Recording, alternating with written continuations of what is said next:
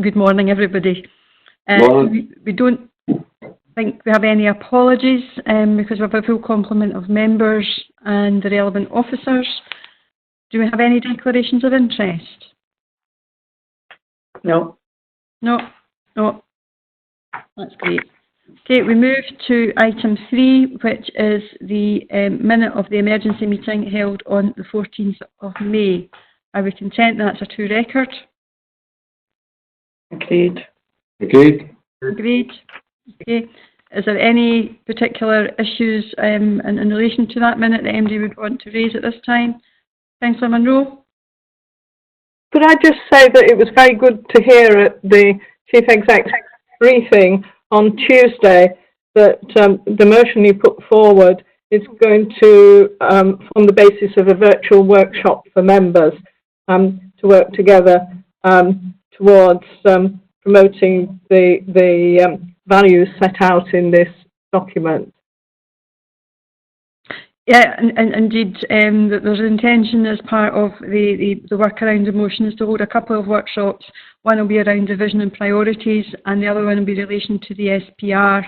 And these will be based on a locality basis, and we hope that both will be able to schedule throughout the month of June in order to help inform that work going forward. But thanks for that, Lynn.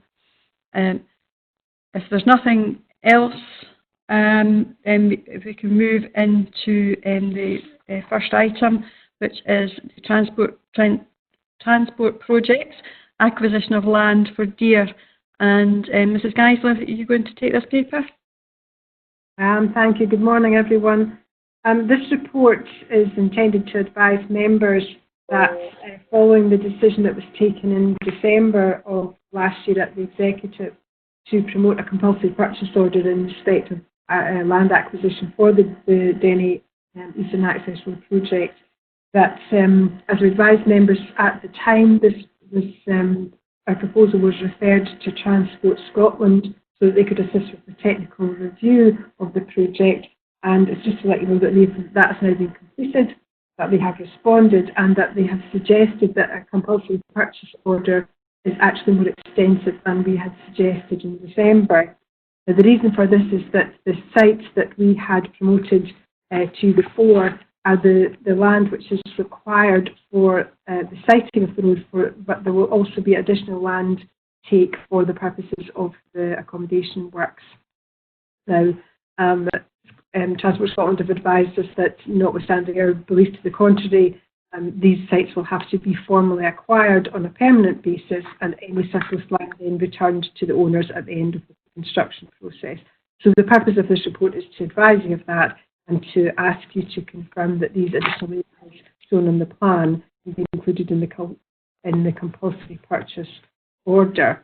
Paragraph 3.5 of the report makes reference to emergency legislation which has made changes to the advertising arrangements for CPOs.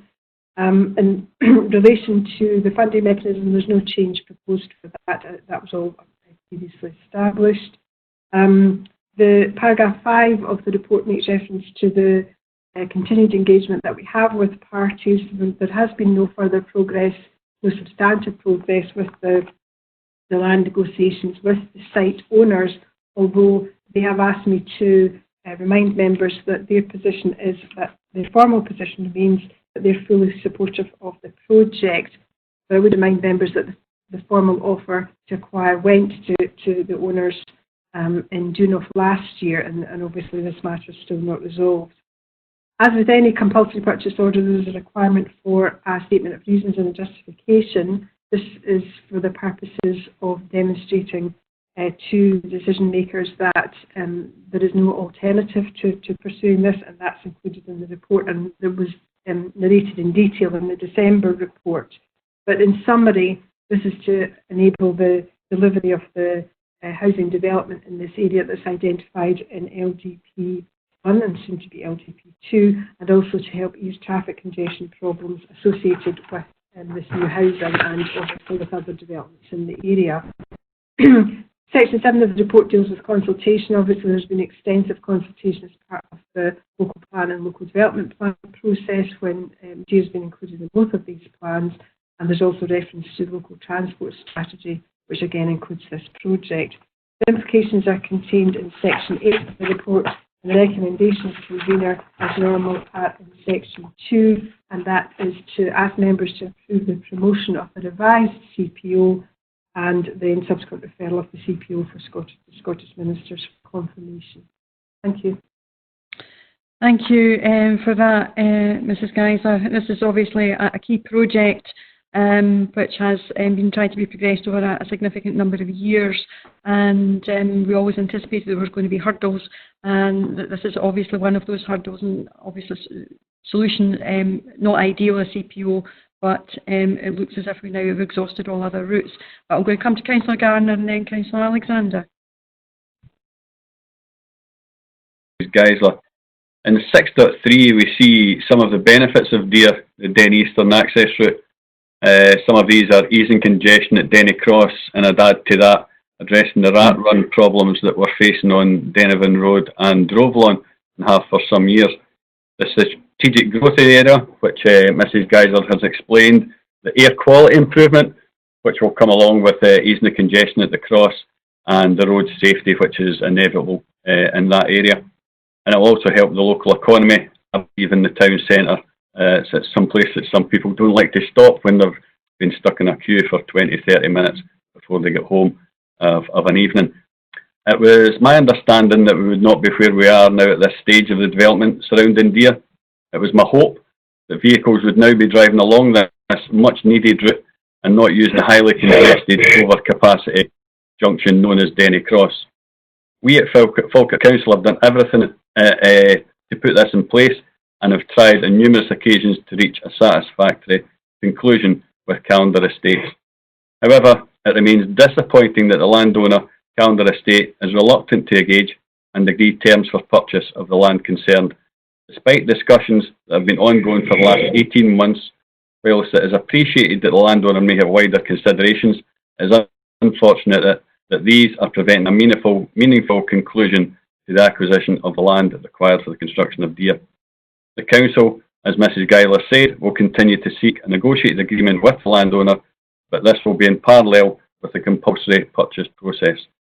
To say I'm frustrated at the lack of progress is an understatement, and as we are committed to this project and realise how important it is for the people of Denny and indeed our environment, I do hope this can be agreed as soon as possible. Happy to support the recommendations. Okay, thank you. Councillor Alexander.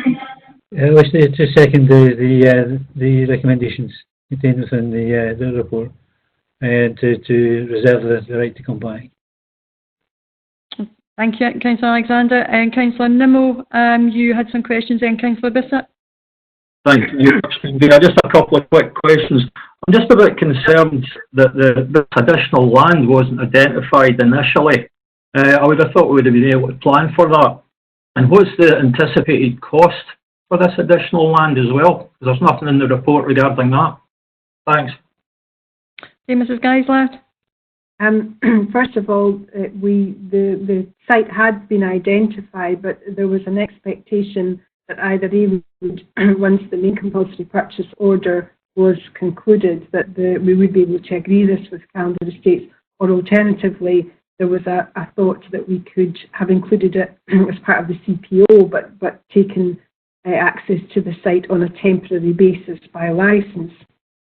But as you can see in the report, Transport Scotland have confirmed that that wouldn't be possible through the CPO process, and therefore the process will require for us to acquire the land on a permanent basis rather than on a temporary basis. So the sites were identified, it's just the method of acquisition of these sites that's changed.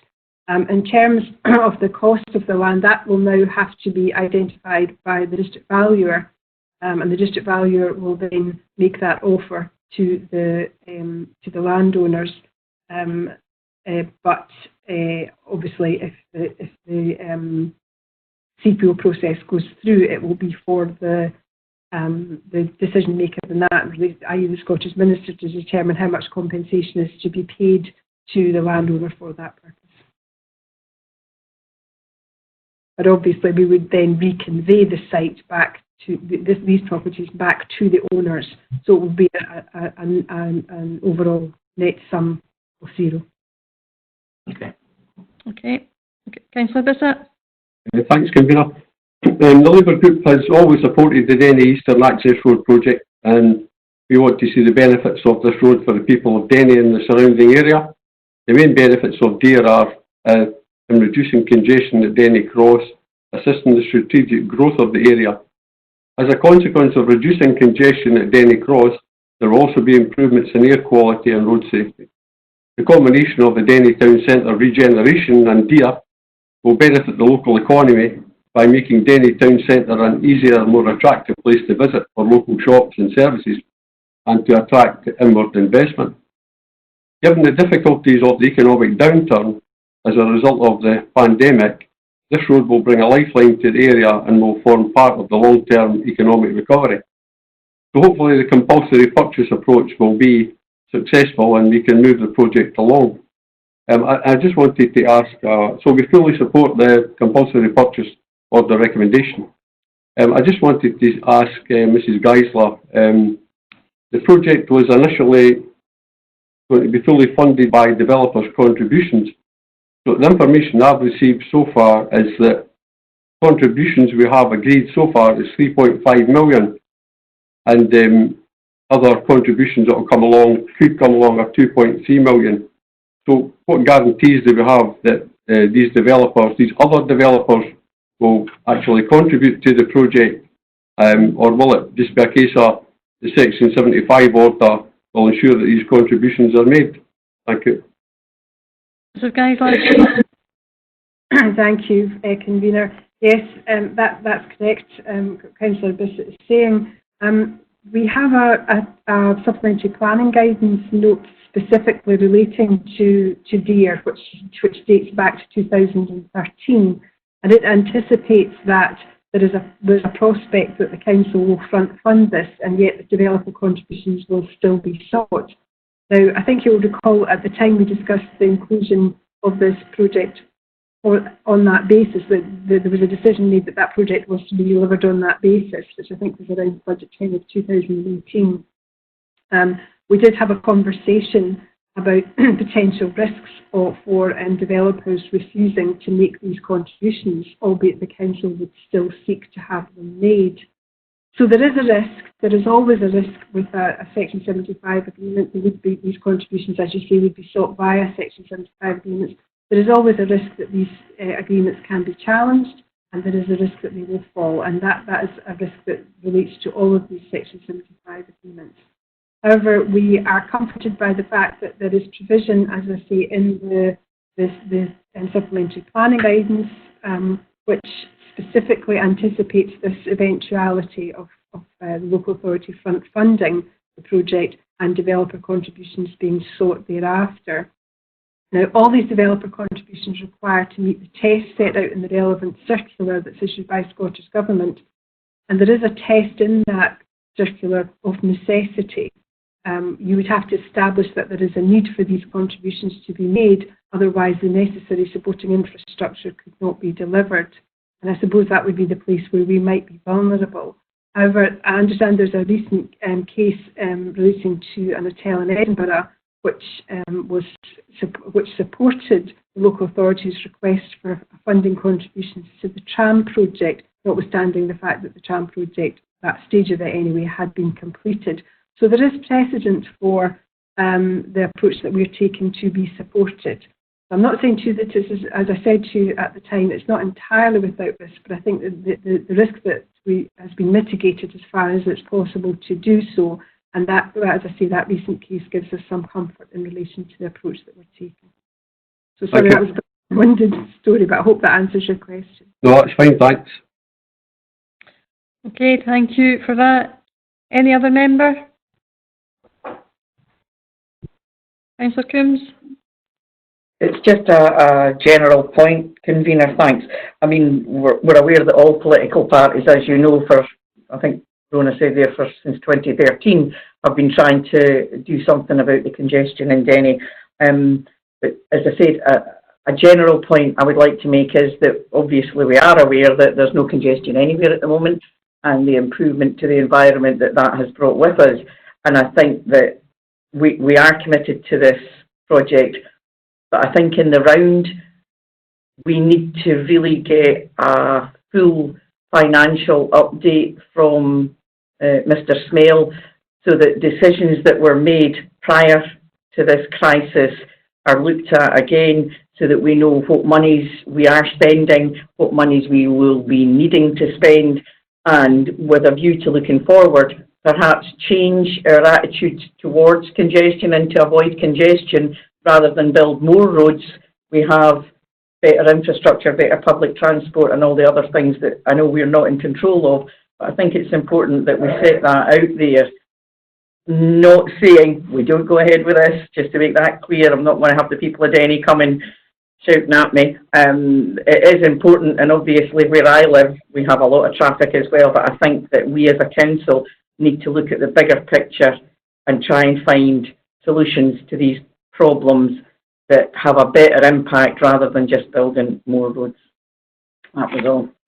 Thanks. Yeah, just a comment on that, to assure members that there is financial information currently being prepared, and there should be something be able to be shared with group leaders initially next week around the financial position, and a more detailed work will be done on the costs of COVID to the authority, and indeed the various savings options that we are not going to be able to be realised as a result of the situation that we're in, and I anticipate that probably when we come back into cycle towards the autumn time, we will have to have a further budget to look at where we are.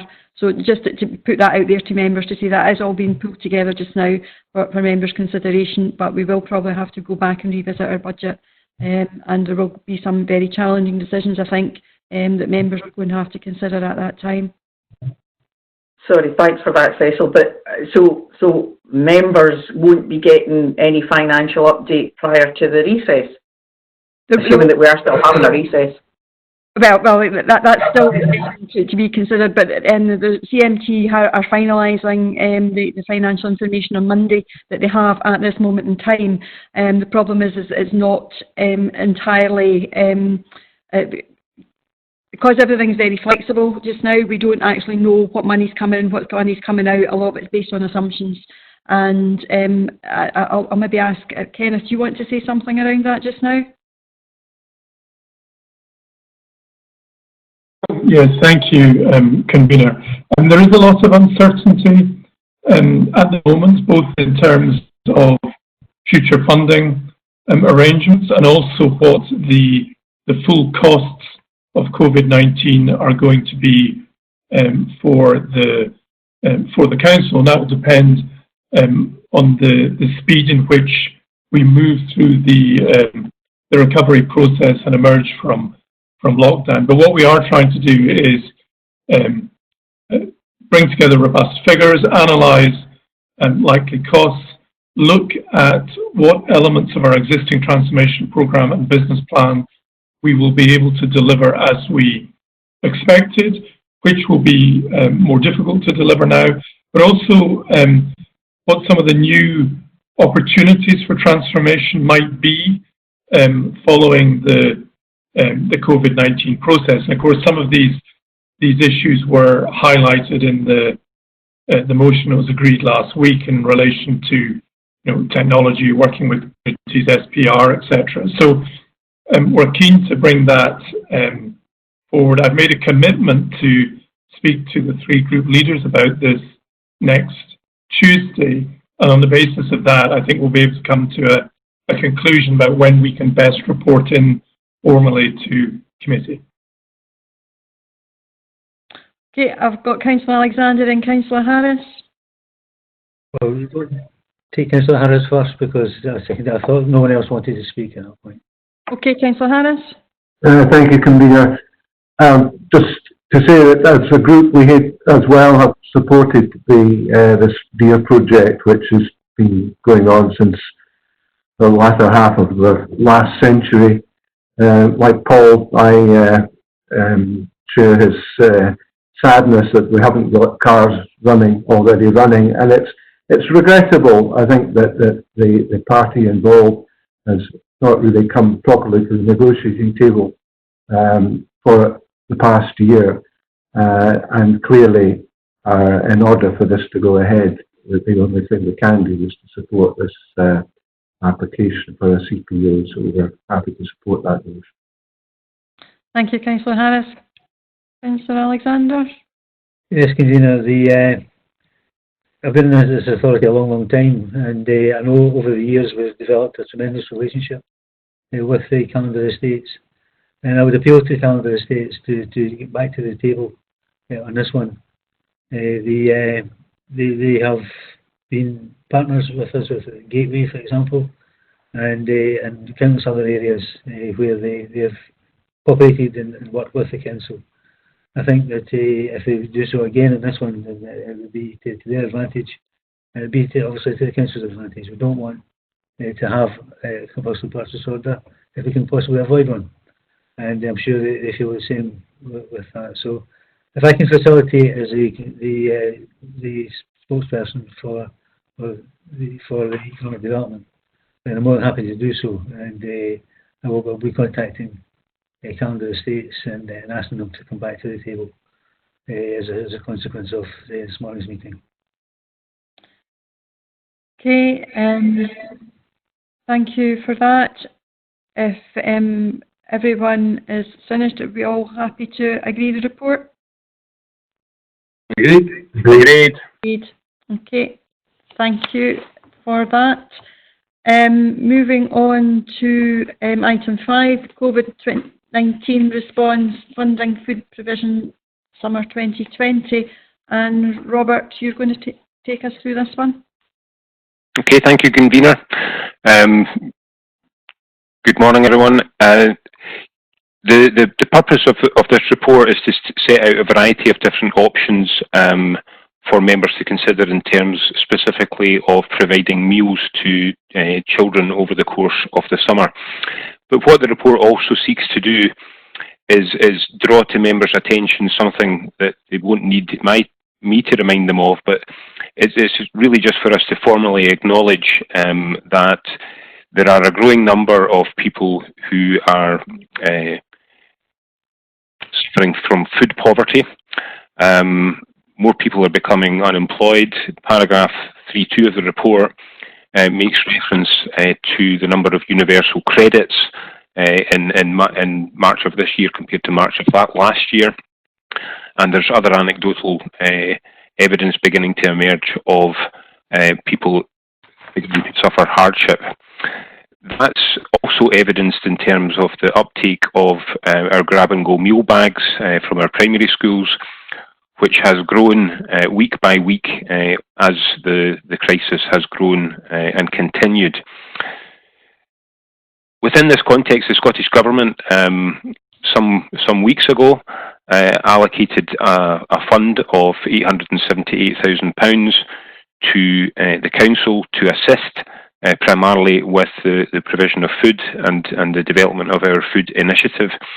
And officers at the time, recognising the scale of the cost, in particular of meals for children, initially allocated that into 3 different pockets of money. So you'll see at paragraph 3.4 that initially we allocated or marked that we thought it would be prudent to have 700,000 set against meal provision for the holidays. A further £100,000 allocated to the scheme that CLD and Falkirk CVS are working for, which is the development of food parcels and the delivery of those food parcels to now 18 hubs across the council area. The uptake too of that, if we look back over the data that we have from the early weeks of that scheme to the most recent, we've had something like a 70 to 80% uptake in the number of families being supported through that initiative, and the final balance was allocated, a comparatively small sum was allocated to the Supporting People initiative, which members are aware of.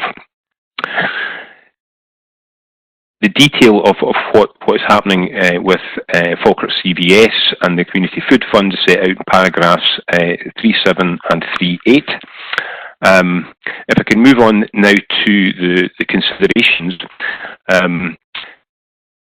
we are required to be providing meals for children over the course of the summer. What that principally is about is providing meals to children who are entitled to them. So there's a category called free meal entitlement. But what we did at Easter time was we made a payment, rather than providing food directly, we made a payment to the families who qualify for footwear and clothing grants. That is a bigger group than those entitled to free school meals. So Easter time we made a payment of £3.50 per day per child to all those entitled to food and clothing grant, and that reached something around 5,400 families, whereas the number of those that are entitled to free school meals is around 4,000. So at that time, and as the crisis was beginning to develop, we felt that it was an appropriate thing to do to allocate that at the early stage to support families over the Easter holiday period. We now come to the situation where there are a variety of things that we could do over the course of the summer. There are benefits, or if you like, pros and cons to each of the options, and these are set out in paragraphs 4.1 and 4.2. What members need to consider is whether or not the most appropriate thing to do is to make payments as we did at Easter. That has the benefit, I think, of passing responsibility to families, allow them to use their own judgment as to how they use that money, in the knowledge that the reason that these payments are being made is to support them to feed their children over the course of the summer. The other option, or options, is to make a lesser payment in line with what many other councils did. The average across Scotland is something of the order of £2.50 for those that have been making direct payments and not providing meals. And the third option is to continue with what we have been doing for many, many weeks now, which is to provide grab-and-go bags distributed from our schools. Essentially, those are the options that members need to consider. Were we to make the payments as before, I think any concerns that members may have about there still then being children who might be needing to be fed, we will have our 7 childcare hubs over the course of the summer. Meals will be being provided to the children that attend those childcare hubs. And as before, and as is the case now, anybody who would arrive at any of those hubs seeking a meal would be provided with it. So what we have done throughout here is we haven't made any kind of reference to free school meal entitlement. What we have said in our messaging and on our website is that meals are available at our schools for those who need them. And that would continue to be, I think, the approach over the course of the summer. Paragraphs 4.6 and 4.7 set out some detail about the emergency food project, and the financial resources are detailed paragraph 5.1 and 5.2. Recommendations, as normal, are at paragraph 2, and I think I'll stop there and be happy to answer any questions. Okay, thank you, Robert. You made this hard for us, not giving us your view one way or another. I don't think it's something that's straightforward, but I'll go to Councillor McHugh first for her thoughts and views on this. Thanks, Robert. Thanks, Convener. It is difficult. I think we can all agree initially on recommendations 1, 3 and 4, paragraph 2 recommendations. The most difficult one is obviously recommendation 2.2. how do we feed our children over the summer period? I think, first of all, I'd like to say thank you to the catering staff that are doing an absolutely remarkable job, and to those that are delivering these lunches, because not all children are turning up at schools, and a lot of these lunches have been delivered. So thank you to those staff. But in saying that, we've had no feedback from the department on whether the grab bags or the payment is the best thing for those that are actually entitled to it. Over the Easter period, the payment, we've had no feedback officially, but I've did a bit of digging myself. I've contacted a few parents that I'm aware of. I've also contacted some of our staff that are obviously involved with families, some of the most difficult of families that we have that are really struggling. And the overall view that I'm getting is that a payment would be a better way to go over the summer period. That families, I'm hearing that some families are getting fed up, although appreciative, fed up with a packed lunch every day. There's only so much you can do with a packed lunch. And to be honest with you, bread and, something to stick on that bread is a cheaper option that a lot of parents would probably be able to provide for them, for their families. Whereas if they had the cash in their bank, they could then go and choose themselves, what their children prefer to eat. Plus, they could be providing something hot and a lot more freedom to vary the different foods that their children would be eating every day. And let's face it, we've all got kids that, that can be fussy eaters, and we know what our children prefer to eat. And giving that power to parents, I think, would be a far better option over the summer period. The summer holidays, schools would close anyway. We would normally have our Active Schools project going on, where children would be getting fed in a different way yet again. So this summer is going to be obviously different for any other summer we've ever had. I believe that parents that feel that we're all feeling it a bit out of control with the way things are going, and to give a wee bit of normality to families, to give them a bit of control over at least where to shop, what they want to buy, would be a far better option. And the fact that we've got the hubs open, still providing food, and if any child or anyone turns up at one of these hubs looking for something to eat, they will not be turned away, to me is the best of both worlds. So I move the report, and my preference would be a payment. Thanks, Convener.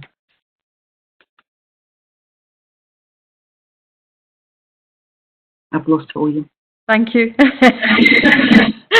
Thank you. Sorry. I'll go to Councillor Colley, and then I'll get Councillor Nicholl. I think I probably want to echo what Adana has just said in terms of preference for payment. I think that it gives that power to parents themselves to make some decisions about different types of food, about where they shop, about being able to have different options in terms of hot meals and dealing with children's preferences for food as well. But I think also we don't really know what the summer is going to look like, and in terms of families having a little bit more freedom to move about and have some family activities, and being able to not so much be tied to the home as we all have been. So that's one of the reasons of my preference for a payment as well.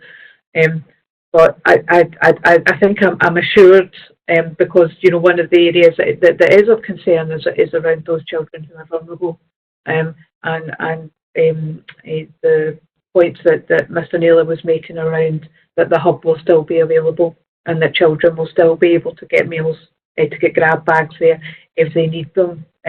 So that gives me some assurance around that.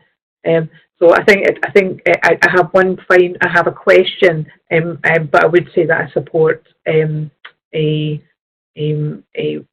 what Adana is suggesting. But also the question around the payment, will the payment continue around the eligibility aimed at the Easter payment and for those who were eligible for clothing grants as well, because I think that a lot of families are really struggling, and even at that level, it's still people who are on very low incomes. Okay, thank you, Councillor McHugh. I'll come back to Robert Naylor. Thank you, Convener, and apologies to all. I ought to have pointed out to you at paragraph 4.2, underneath the three options, 1A, B and C, it has a paragraph about school leavers, which indicates that this would include S6 pupils. The report, and apologies for this, there was different versions penned. The report then says in paragraph, or maybe it has been corrected. I thought the report contradicted itself. It's just to be absolutely clear that those who received a payment in at Easter time, it will be exactly the same group over the course of the summer, irrespective of whether the S4, S5, S6 were leaving school. So although ordinarily they would cease to be a pupil at the end of June, our planning intention would be, if we go for the payments, we would make the payment to everybody we make the payment to at Easter time. Okay, just to clarify, Councillor Nimmo's asked a question about what options are in 4.2. I think the proposal that Councillor McHugh put forward, it should be the same payment as we used at Easter, and being the £3.50 per day. Okay, I've got Councillor Nicholl wanted to come in. Take up of grab and go, and that it was growing, but that still suggests that there's some way to go. Could you just advise us on just what the maximum percentage is of what we think will be the take up of grab and go? Because I'm just concerned about the number of children that don't take it up, don't have the chance to take it up. So that's obviously a concern. Because there's universal entitlement in primary 1 to primary 3, but there's known qualification for primary 4 to primary 7 and into secondary, we have an estimate of those that are, if you like, free meal entitled across the council area, and that is around 4,000. We are currently around 3,000 grab and go bags being collected on a daily basis. So we're only just up to a bit over 70% in terms of that. So similarly, there are concerns that there are children who are entitled to grab and go bags who either themselves or their parents are not coming to collect them. I think the other thing, just in terms of what I said about no one is turned away, it's very possible that some of the grab and go bags that are being collected by children and families that formally don't qualify for a free school meal. So I think, to answer your question most fully, the way that we can reach the maximum number of children would be via a payment using food and clothing grant, which is an identified group that qualify for a number of benefits. That's how they qualify for food and clothing grants anyway. So we know that these are families that need support, and it's a bigger cohort than the free school meal entitled children. I know Cecil it's going to be just very much a guesstimate, but does Robert have any idea of what he thinks would be a reasonable target? If he got to 90% of children taking up, would he think that that's the maximum that he could get to? Or is the 70%, slightly over 70% that he's at just now, does he think that that's almost at the maximum now? Which obviously would be a concern if 30% of children were without these grab and go bags. It's very difficult to say what the maximum would be. What we've noticed in recent weeks is that more people are coming to collect, which to me tells me that more people who perhaps in the early weeks didn't feel the need to do that because they could manage at home and they had things to feed their children with, are increasingly coming to collect that food. I would like to think that we might get to 90%, but there will always be those who, for whatever reasons, don't want to venture out to come to a school to collect a meal. Families who are perhaps perfectly happy that in the normal course of events their children are fed when they're at school, but I suppose there is the issue of stigmatisation in that if you are walking to a school every day or sending your child to a school every day to collect a grab-and-go bag, you are identifying yourself as somebody who's needing food. So I think there would always be a group that qualify that maybe wouldn't come. Thank you, Robert. Okay, Councillor McHugh.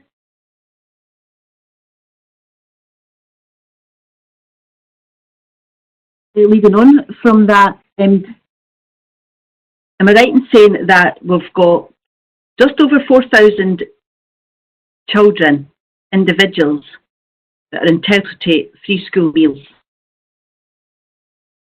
We've got almost 5,500 families.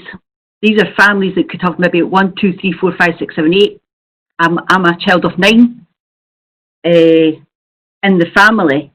So the individuals that are receiving that could be receiving these grab bags, compared to the amount of families, we could be talking about 15. We could be talking about 3 times 3,000 children. 9,000 children getting help through the payment. Am I right in saying that? Whereas initially, individually, if it was a grab bag and we were going on the criteria, then there would only be 4,000 and odd children entitled. The qualification for the food and clothing grant is per child.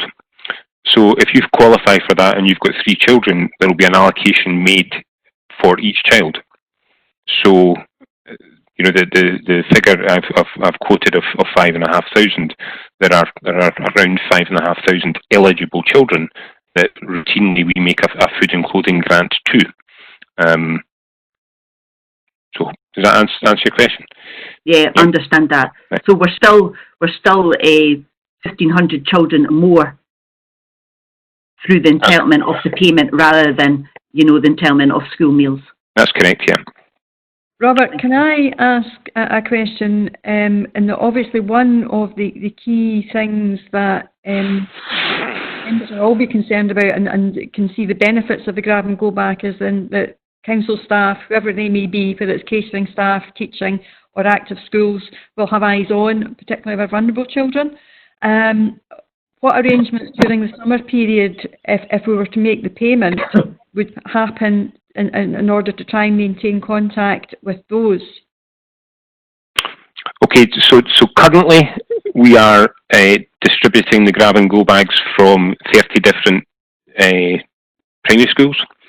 Over the course of the summer, we will very much be focusing on a childcare offer from our 7 hubs.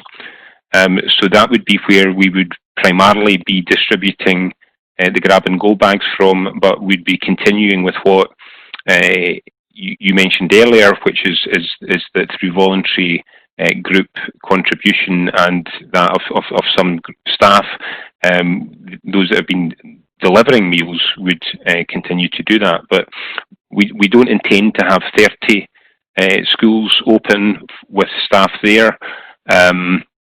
So the eyes-on part that has been helpful in this period will not be as significant over the summer because there won't be so many staff physically on these sites because we'll have 7 hub sites open.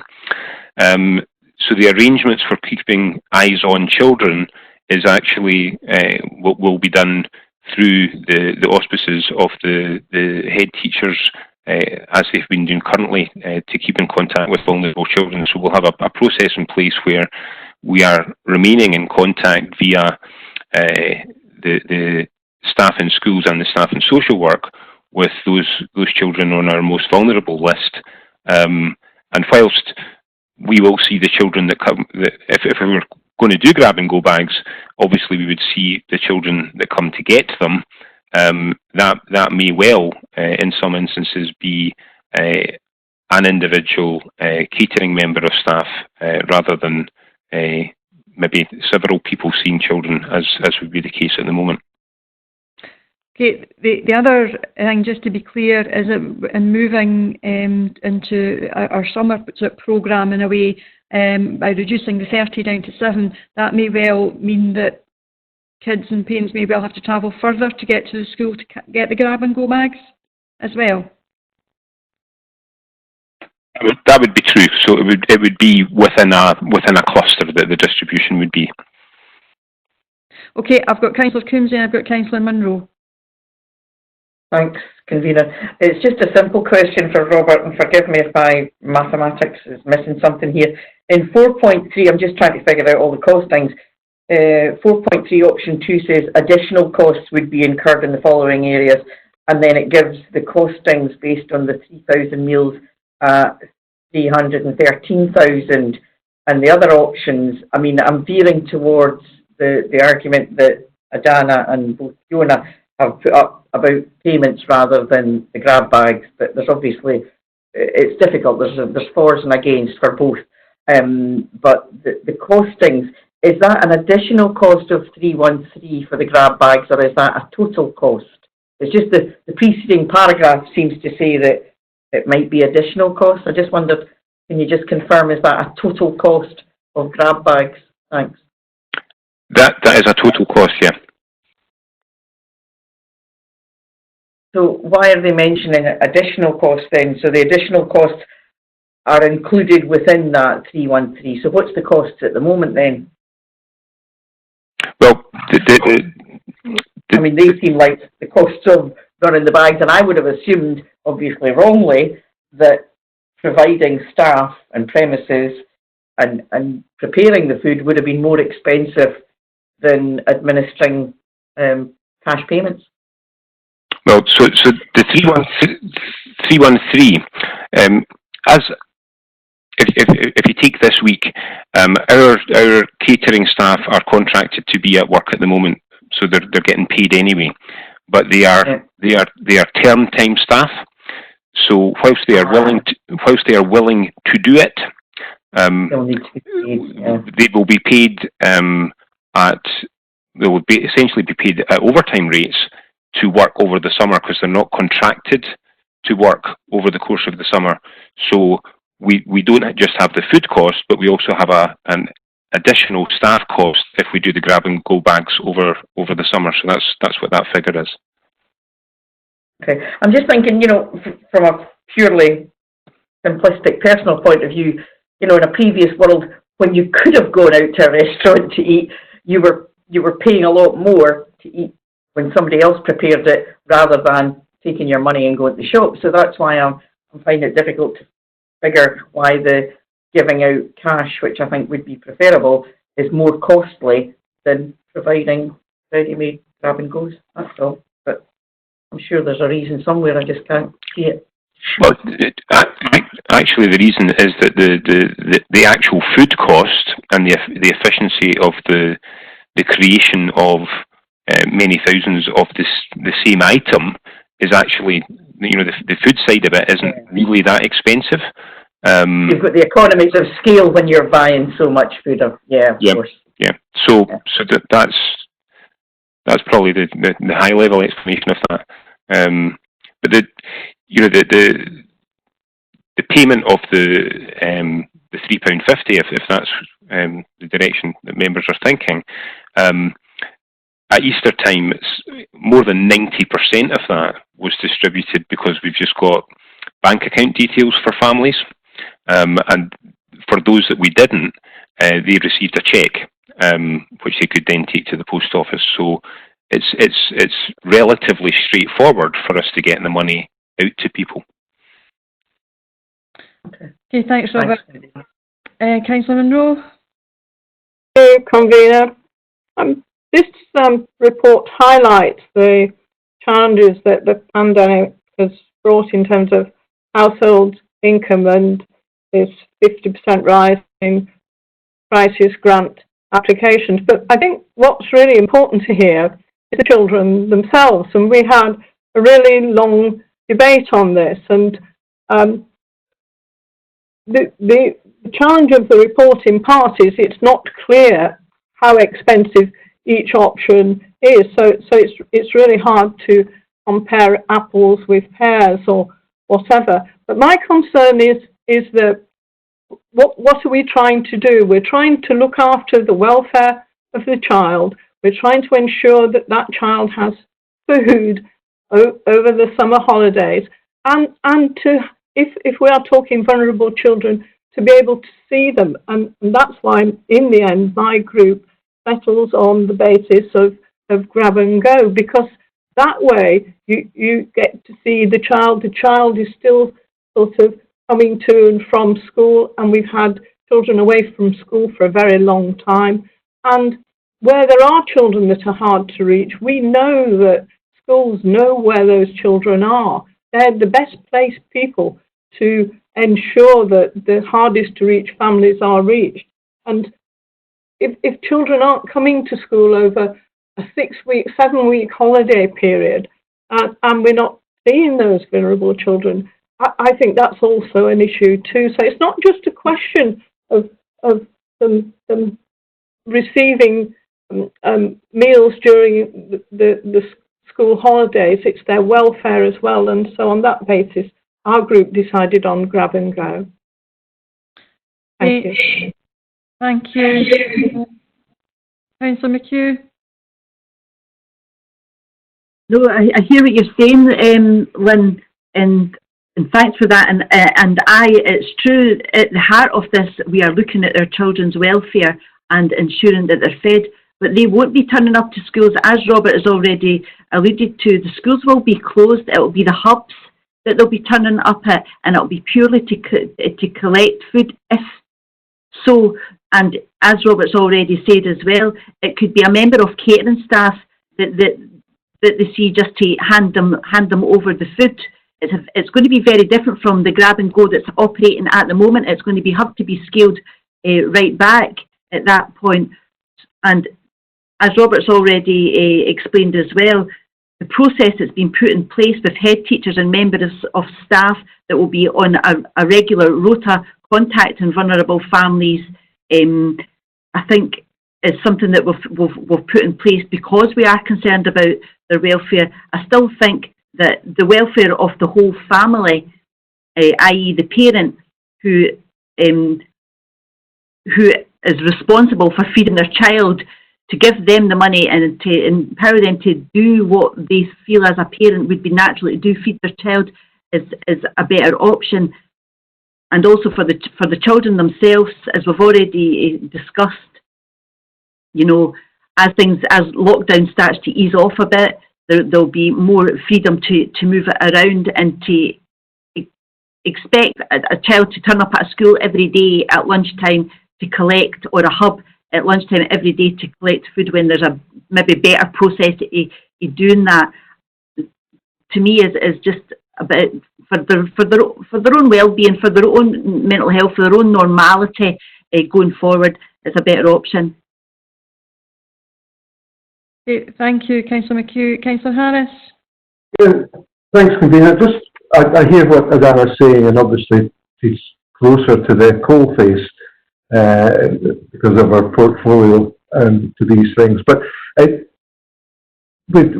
said that the hubs are going to, it'll be contracted, the number of hubs will be contracted, yet paragraph 4.5, this option 2 will require the existing 38 school distribution centres to be opened.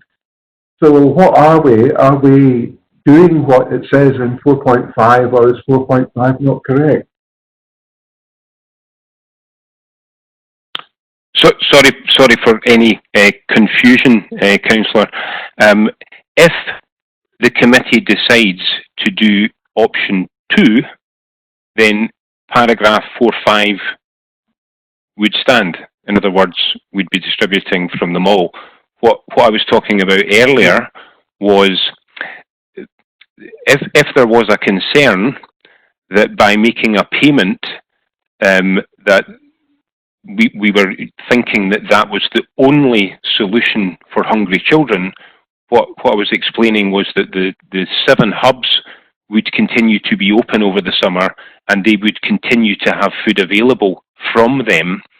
So if members, for example, might want to come up with a better description, a hybrid, we could make a payment to the larger number of families, which would, I think, address the point that Councillor McHugh's making. But if members then had a concern, what if children are still hungry, then what I was saying with the 7 hubs being open and our approach that we turn no one away, that there would then still be that safety net for children, and we could get that message out, so that people know that. Thanks for clarifying that, Robert. I've got Fiona wanting to come back in. So thank you, convener. I suppose it's probably my concern, because I mean the most important thing is that children get fed. That is the most important thing over the summer period. I think my concern, the take up of the grab and go bags, if we've got about 30%, and we don't actually know the grab and go bags are necessarily people who are entitled. We are not necessarily reaching those families anyway, and I think that there's a bit of 2 separate issues. One is that we need to feed children, absolute fact, and we need to feed as many as possible. And to me, the payment is the way to do that. The other side of that is how do we ensure that those children who are vulnerable or who may still be hungry, one, have access to food, but also are able to be supported, and those families are able to be supported. A distribution centre doesn't feel like that's, which is how it's termed, that it will not be teaching staff. It will be catering staff, janitors, that sort of thing. Yes, you may visually see someone, and I think that is a positive. But actually, that bigger the work of social work staff and the work of the head teachers in keeping contact with children who are vulnerable is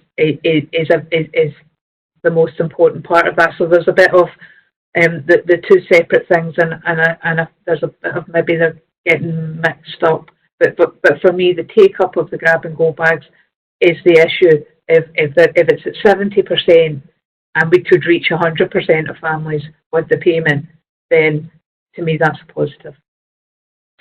Okay, thank you, Councillor Crawley. Councillor Bissett. Thanks, convener. I've been listening carefully to what's been said. Certainly we've seen universal claims going up, and since March last year by maybe 1,800 or something like that, and crisis grants going up by 50%, so people are struggling out there. We did have a robust discussion in our group, and we decided for the grab and go bag. So I've been listening very carefully.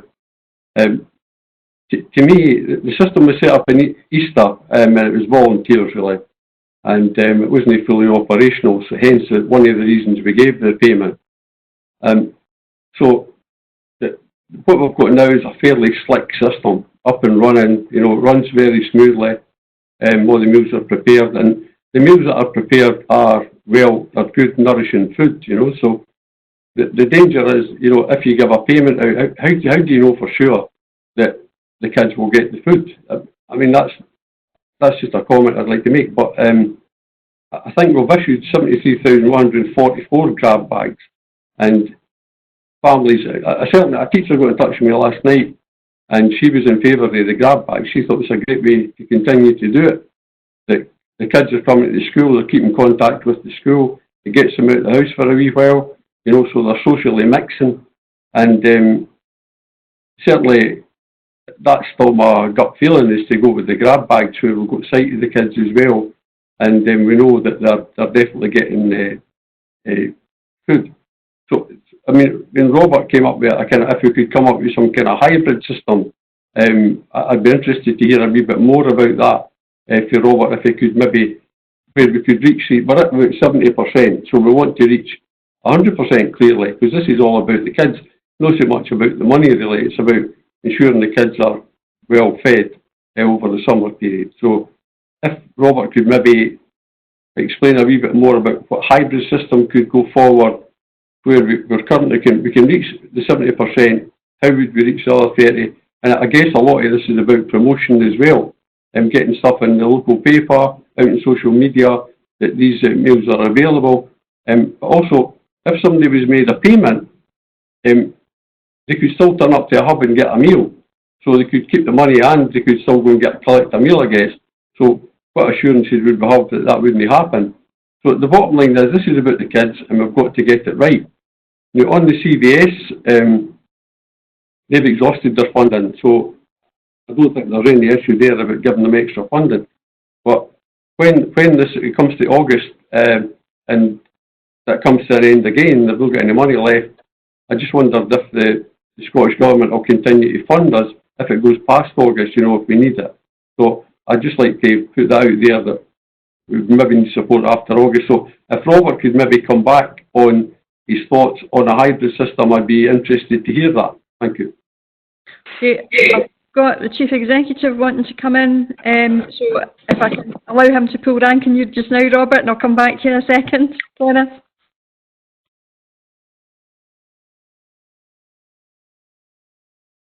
Kenneth?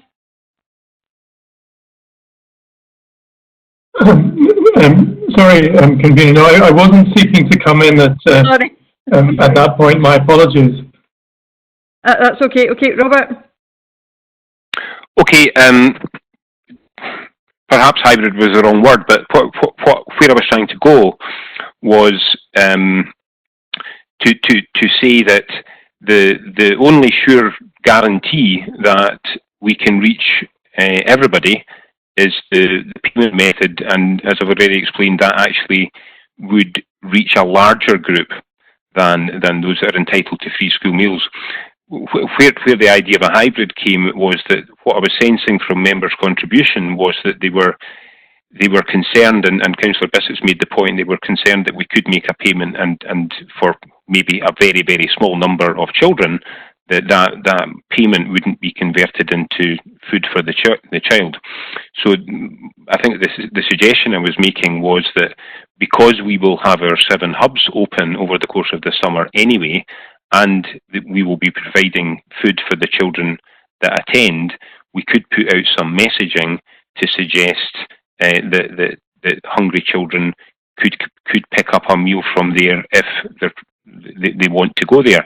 Now, I don't think that would be particularly challenging for us, because as members have already pointed out, it's maybe a different proposition to go to a school in your cluster to collect a meal than it is to go to your own school to collect a meal.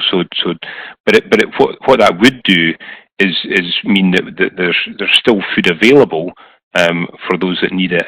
And as to the point that you've made, Councillor Bissett, that if a family could get the money and still go and get food, then yes, that would be true.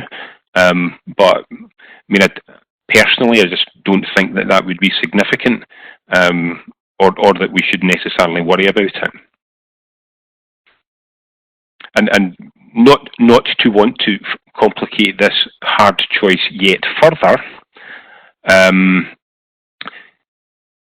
there are a couple of options set out, which is to make a much smaller cash payment and continue with food bags. I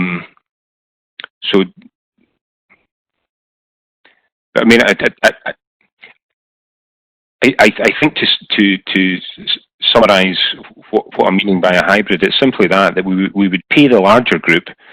That guarantees to hit everybody that needs to receive support, and then what we could do is put some messaging around the continued availability of food from the 7 hubs that would remain open.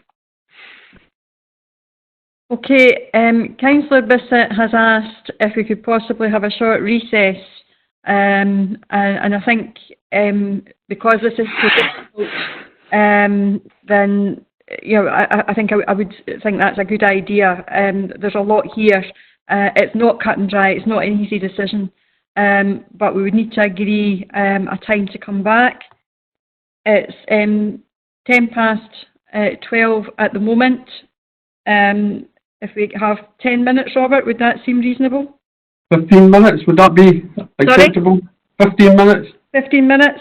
Okay, if we can come back by 12:25. Okay, thank you. Okay. Right, thank you. We're now back on record. Okay, we've had obviously a recess for consideration. Councillor Bissett. Aye, thanks, Convener. We've had a wee chat around this, and we would like to go for option 2, 1A, which is the £3.50 payment for all the families. So I would personally like to formally move that. Okay, Councillor McHugh, you had a form of words that's very similar, but it expressed, a wee bit of what we were trying to talk about, the hybrid. Do you want to maybe put that forward and see if there's a consensus there? Just to remind the committee that in my opening statements, it was Robert's option there that I was pursuing, so I'm really pleased at that, Robert. But what I wanted to highlight is that we do agree, obviously, recommendations 1, 3, and 4, and agree recommendation 2 would be option 1A, in line with the payments that were made at Easter, but make available grab bags for children who want them at the hubs.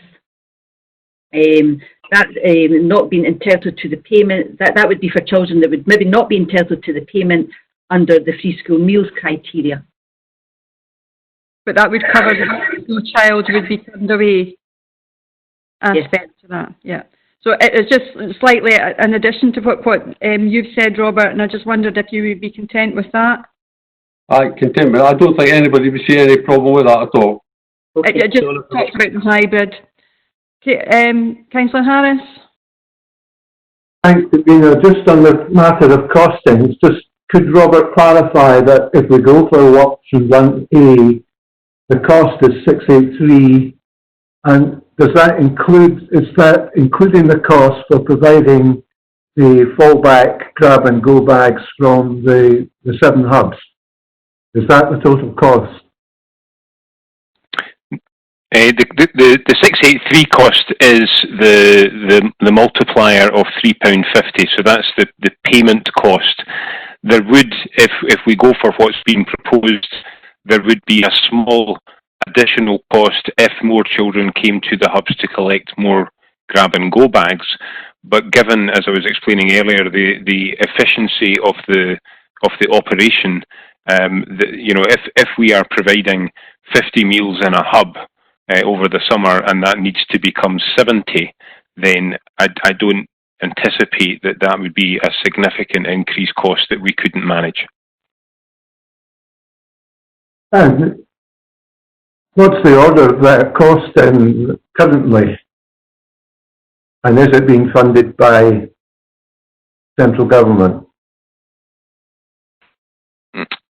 No, currently we are in term time, so ordinarily we would be feeding all of the children entitled to free school meals anyway, so that's factored in at the moment. All that's happening currently is that we are providing a different meal option from the one that we would ordinarily be doing within our kitchens. But over the summer, we will be providing meals that we don't ordinarily provide. But currently, there's around 300 children going to the hubs, so it's not a significant cost over the summer. Okay, thanks, Convener. Okay.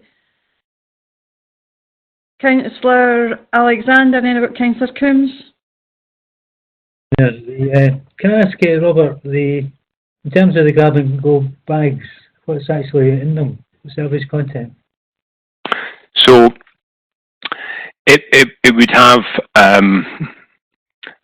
photographs somewhere, but it tends to be a sandwich, perhaps a wrapped chocolate biscuit, a piece of fruit, a small snack, not necessarily crisps, but that type of thing. So that would be the standard offer. But what they've started doing just in recent weeks is they're including a hot option. So, for example, provided that people come at exactly the right time, in the recent weeks they've been putting in either a panini or perhaps some pizza. So it tends to be what we might all consider as a sort of standard packed lunch. But what we've been doing on Fridays is putting further things in the bag that would assist feeding children over the course of the weekend. So it might be that there's some pasta, it might be that there's some rice and that sort of thing. So there's bigger bags on Fridays, but Monday to Thursday it's pretty much as the standard packed lunch that we would all recognise. Yeah, thanks for that. I mean, that for me is a very good start, but I can see how kids would quickly become fed up with sandwiches. So I think that what we have is a better option. So I'll go along with the report as recommended by the Chief Officer 2.2, and also the hybrid, because I think it's important that we can offer choice.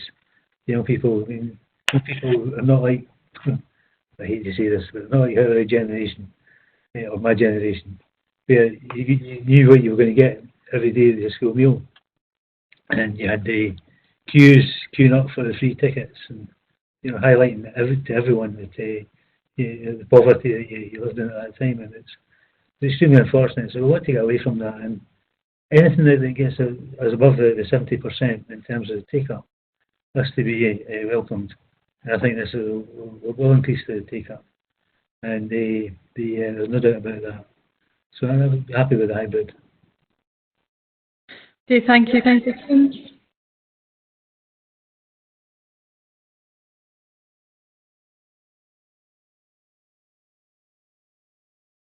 Still on mute. Could you find the button? Sorry, I'm not having a very good technical day today. I agree, obviously, that what we need to do is to make sure that these children do get fed in as much as we can. Although it's embarrassing that we're having this conversation, I'm sure everybody would agree. But the backup of the hubs, I think, is important as well. I wonder, so it was touched on earlier, Dana said that she had done it, and we've all heard people, that way it's like we're getting feedback from people on an ad hoc basis about how the system is working or not for some people. I think it might be useful if we even go, I mean, it doesn't need to be a full detailed report, but is there something that could be pulled together for the next executive to give us a feedback as to the health and well-being of the children, either from, I don't know, a department of Robert or social work, as to tell us, yes, it is working on the whole or not. And I get that it is on the whole, but I just feel that it's very vague and we're being asked to make decisions without knowing how well it worked through the Easter term. And again, the point that I made earlier, the financial aspect of it as well. We're here looking at costs, and we know what these new costs will be, but we don't know of any potential savings, for instance, that there might be across the school estate on the schools that are no longer being cleaned or manned, that, there might be power savings or whatever. I mean, I don't know. And I just think that it might help us to make these difficult decisions if we could hear a little bit more about both sides of the financial impact of these decisions. I mean, I don't know, can we get a financial brief update? I know you've said that... yeah, we'll go to readers and they'll be able to share this. Yeah, they'll be able to circulate it. They'll be able to circulate it within their groups. It's because at this moment in time there are so many uncertainties and very variable. They'd be very concerned about putting out a public report that could then be actually questioned when we don't have all the answers. But we recognise there is a real need for members to get some flavour of the information going forward. So that's why we felt bring it forward to leaders and they can share it with their groups. Okay, appreciate that. Thanks. Okay, Councillor Bissett. Thanks for allowing me back in, Convener. I think we've had a good discussion around this, and I think what we've arrived at is quite a good consensus, really. That after all, we're here to make sure we're never going to get a perfect system, are we? But I think what we've arrived at, the sort of hybrid system, is what we need to try and help the most vulnerable, because any society, any decent society is sort of measured by how it looks upon its most vulnerable. So I think we've arrived at the right decision today. I'm sure we've had quite wee arguments amongst ourselves, but we've arrived at the right decision on behalf of these children. So thank everybody for their input, and I think we've made the right decision collaboratively. Thank you. Okay, thank you. I've got more hands coming up now as we're trying to wind up the debate than we have all morning. So I'm going to ask people just to be kind of brief now, because I think we've probably got to a consensus. I've got Councillor McHugh and then Councillor Garner. Councillor McHugh.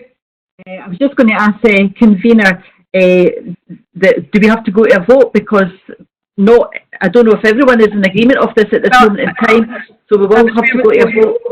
Yeah. That's where I was going. I was going to ask if there was a consensus or if there was an alternative motion coming forward. Yeah, and I'd just like to thank the other groups, because it has been a good debate and we have thrashed it out, and hopefully going with the vote outcome, we'll all be in agreement. Councillor Munro, you'd indicated that your group were otherwise minded. Following the discussion in the debate today, are your group content? I think that the scenario put forward by Robert was different to that which we had debated within our group. I still have concerns about the children and what happens over the school holidays. But I think in terms of the options, in terms of ensuring that children are fed, I am content, and so are my group. But like Councillor Coombs, I do feel, we're going to have a 7-week holiday where children aren't going to be seen in school, and they have been away from school in some cases for a very long period of time. And that does concern me, because it's not just about ensuring children are fed, it is about their well-being too. I want to give you a bit of reassurance is we do have a family support team who support our families just now, our vulnerable families, and will continue to do that throughout the summer period, and they will still have regular contact with the families, and that could often be having eyes on delivering food, additional food to the family as well. So there are other parts of the organisation that will still play a part in helping to care for and support vulnerable children throughout the summer break, as they do every year. Robert, do you want to add any more on to that? Just to, I suppose, agree with everything that's been said, and what Councillor Munro has just said. Yes, it has been a long period where children haven't been at school, and another period of the summer holidays. I think we all have concerns, but when children are not in school, they're not being seen, they've not got a daily routine and so on. I think what I would say though is that ordinarily we don't feed children over the course of the summer. We're now about to make a payment to assist in doing that, and as Councillor Meiklejohn says, we will continue to work over the course of the summer, both with family support and other staff teams that we have, to be making sure that we retain contact with those children that are known to us to be the most vulnerable, and obviously we will continue with our signposting to the other food provisions that the council has put in place. It will not be perfect. It will be challenging for many families, but just to reinforce that the service will continue to do its absolute best to make sure that the families that are known to us to be vulnerable will be supported as much as we possibly can. Okay, I need to bring the debate together now, and I think we now have a consensus, therefore we don't have to go to a vote. I know Councillor Garner, you want in, but can you be very brief? No, I'll not come in then. That's quite okay. If we're just going to vote, I'll not come in. I'll not need to. Well, there appears to be no... yes, that's what I mean. Sorry, we have a consensus. That's fine. And there's a consensus, and I appreciate this has not been an easy decision for anybody. I certainly know from my own group it's been long and hard debated, and the pros and cons, and I think just the time that we've given to this today just demonstrates it's not been an easy decision. But I do agree that I think we have got the best possible outcome to reach as many of the families as we possibly can over this summer period and at this difficult time. So it feels right that we've come to this conclusion. Okay, there is no other business on the agenda, and I know that Councillor Colley wanted to mention Carers Week, but I can ask you to be very, very brief, and also just to highlight that next week's Volunteers Week, and that we have had a tremendous support from our volunteers across the council over this particular emergency period, and they have done a phenomenal job in helping to deliver the community resilience, and will continue to do so. But I'll allow Councillor Colley just very briefly.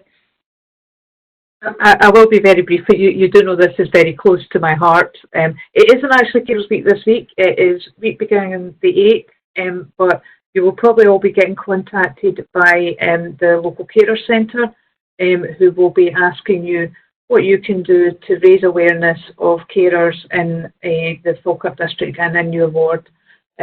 So if you want to find out a bit more about it, it's on carersweek.org, and you'll be able to add your voice to it and see what you can do to support Falkirk Carer Centre. Okay, thank you for that, Fiona. Okay, can I thank everybody for their attendance, and I thank you for your patience today in getting through what was a very short agenda, but it gave us some real challenges, and I am sure we're going to have similar challenges going forward, and that we have managed again to get a successful meeting with WebEx. But thank you very much, everybody, for your time.